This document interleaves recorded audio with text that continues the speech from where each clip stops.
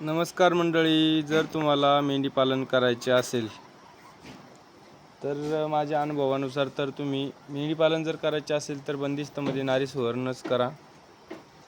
कारण की बंदिस्तमध्ये जर आपण मेंढी पालन करणार असाल तर एक पिल्लू देणारी मेंढी आपल्याला परवडणार नाही, आणि फिरस्ती असाल तर मग एक पिल्लू देणारी सुद्धा परवडते. कारण की फिरस्तीमध्ये आपल्याला खर्च होत नाही आणि बंदिस्तमध्ये खर्च करावा लागतो. साधारण एका मेंढीला बंदिस्तमध्ये वर्षभराचा 8,000 रुपये खर्च होतो. तर 8,000 रुपये खर्च धरला तर जवळपास तुम्हाला एका वर्षामध्ये म्हणजे 14 महिन्यामध्ये जवळपास तुम्हाला 4 पिल्लं मिळायला पाहिजे एका मेंढीपासून. तर ते पिल्लू तुम्ही एक 12 ते 15,000पर्यंत धरलं, म्हणजे 4 पिल्लं जर धरली तुम्ही 12 12 12 24 12 48, म्हणजे जवळपास तुमची 50,000 रुपयाची पिल्लं विकणार. 50,000 रुपयात तुमचे 4 पिल्लं वर्षभराची विकणार. आणि त्याच्यामध्ये तुम्हाला सांगतो, त्याच्यामध्ये आपला 8 ते 10,000 रुपये खर्च धरून चाला. 10,000 रुपये जर खर्च सोडला, 3 पिल्लंही आपल्या शिल्लक राहतात. म्हणजे 3 पिल्ला जवळपास आपल्याला नाही काही तर एक 40,000 रुपये आपल्याला मागं राहतात. नाही 40 ते 31,000 रुपये तरी मागं राहतील एका मेंढी मागं. वर्षभराचा हिशोब 14 महिन्याचा हिशोब सांगतो तुम्हाला मी. मेंढीचं काळ भाकर काळ जास्त नसतो, शेळ्यांसारखा थोडा कमी असतो.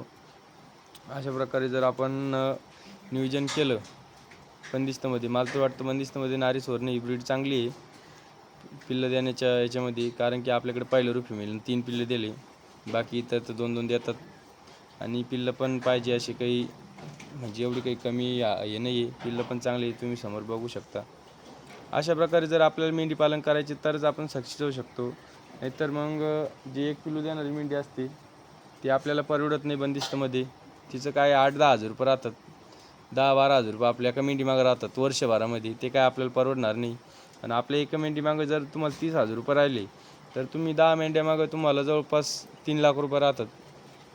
अशा प्रकारे जर तुम्ही नियोजन केलं तर एकदम बेस्ट राहील. आणि अशा प्रकारे तुम्ही जर मेंढ्या वाढवल्या तर चांगलं, अतिउत्तम. आणि आपण काय करतो आता आपल्याकडे मोठ्याल्या 10 झाल्या, छोट्याल्या 8 झाल्या, त्या पण सगळ्या माद्याच. त्या आपल्या 8 पूर्ण आपण घरी ठेवणार, तर म्हणजे 18 होणार आपल्या पुढच्या वर्षी. 18 झाल्यानंतर आपल्याकडे जवळपास आपण एक 50-100ची क्वांटिटी तयार करणार आहे. कारण की शेळीपालनाबरोबर आपल्याला जोड व्यवसाय म्हणजे आपल्याला काहीतरी पाहिजेच. आपला शेळीपालनाचा फार्म आणि मेंढी पालनाचं फार्म आपण दुसरीकडे करणार आहोत. पण आणखी सध्या नाही. एक मेंढ्या आपल्याकडे जवळपास 40-50 मेंढ्या झाल्यानंतर आपण दुसरीकडे करू. कारण की एवढे लवकर दुसरीकडे करायला नाही परवडणार, खर्च भरपूर येतो शेडला. पण नुसतं बोललं म्हणजे झालं असं नाही होत, खर्च पण भरपूर करावा लागतो. त्याच्यामुळे आपण सध्या इथंच राहू देऊ. तर तुम्हाला 50 मेंढ्या जरी झाल्या आपल्या, तर 10 मेंढ्या मागं एक 3 लाख रुपये उत्पन्न झाला. 3 नाही आपण 2.5च पकडा. तर अशा प्रकारे जर आपण उत्पन्न पकडलं तर जवळपास 10 मेंढ्या मागं आपलं एक 25 लाख रुपये उत्पन्न होणार आहे. 25 लाख रुपये खर्च वाजत जाता, 25 लाख रुपये उत्पन्न होणार, ते पण एका वर्षामध्ये. तर अशा प्रकारे आपण नियोजन करणार आहे. म्हणजे 100 मेंढ्याचं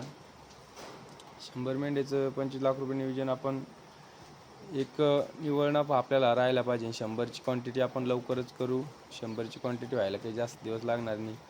जवळपास एक आपलं 100 कधी करायचं म्हटलं तर आपल्याला 2-3 वर्षामध्ये आपलं 100 होऊ शकते. आणि तुम्हाला सांगतो यांची खासियत, असं माझं म्हणणं नाही की शेळीपालन जर कोणी शेळीपालन करत असेल तर ते चुकीचं आहे, तसं माझं म्हणणं नाही आहे. मी पण शेळीपालन करतो आहे, तसं काही नाही. तर तुमची खासियत, तुम्हाला ती खासियत सांगतो. हा कंपार्टमेंट आहे, याच्यामध्ये मोठाले मेंढ्या 10 आहे.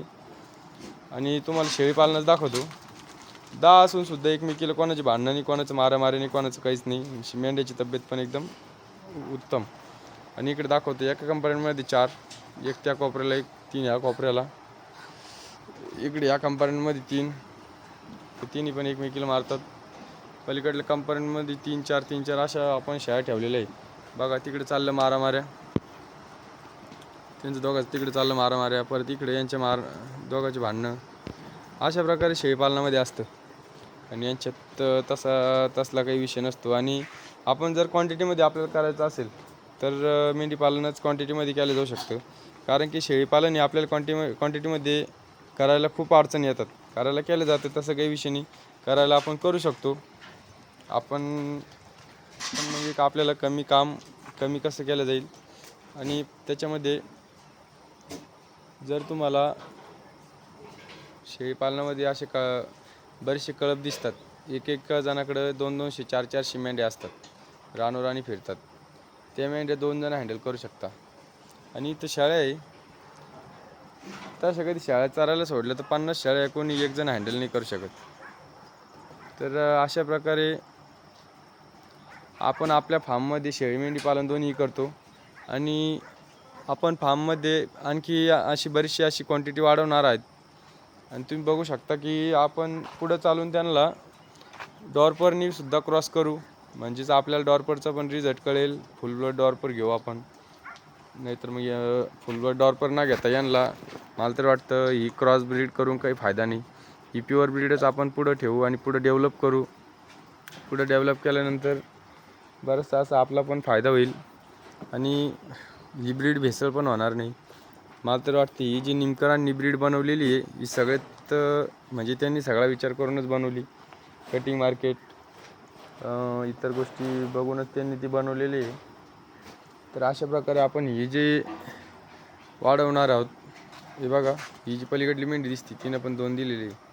ही 2 तिचे कोकरे आहे बघा, ते असे 2 दिले. हे एक आहे तिकडे पलीकडे वरती बसलेले 2-3 दिले होते, एक मेलं, दबून मेलं ते, रात्री बघितलं गेलं नाही. अशा प्रकारे तुम्ही शेळी मेंढी पालन करू शकता. आणि एकदम जबरदस्त असं आहे.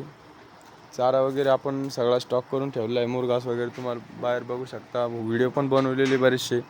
अशा प्रकारे नियोजन करा, कारण की आपण जर मेंढी पालन करत असाल, आपण बरेचसे मागचे पण माझे व्हिडिओ जाऊन पहा. मी काय करायचो, बाजारातून कोकरं आणायचो आणि ती इकडे विकायचो मोठाले करून. तर त्यात पाहिजे तसं एवढं प्रॉफिट भेटत नाही आणि ते कधी पण मरून जातात.